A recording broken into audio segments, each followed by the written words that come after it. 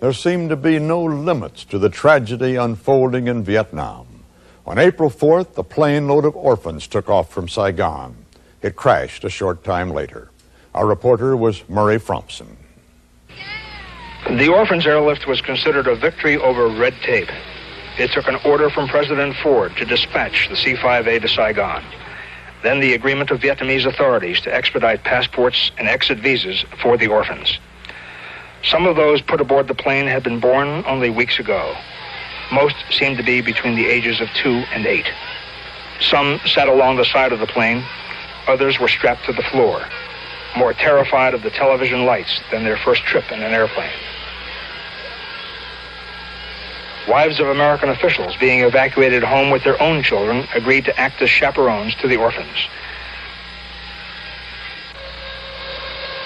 Destination, the West Coast, and then onward to American families who had already begun the adoption process.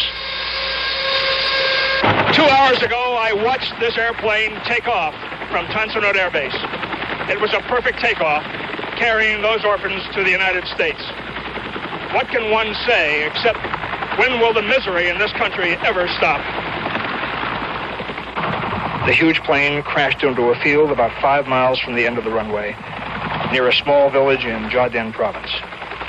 There were pieces of wreckage scattered across a half a mile of rice paddy. A fire was slowly burning itself out near the engines. Smashed bodies or parts of them were uncovered by Vietnamese Air Force crews and American officials who rushed to the scene. It was like a combat operation. Helicopters hovered overhead. Body bags were used to remove corpses for identification purposes. Scores of ambulances rushed survivors to a nearby hospital.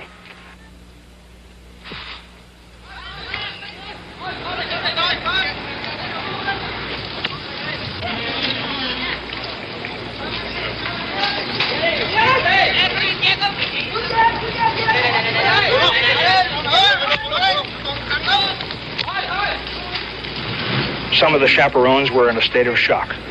Moments before, they had been happy to be leaving Saigon. Here, this way.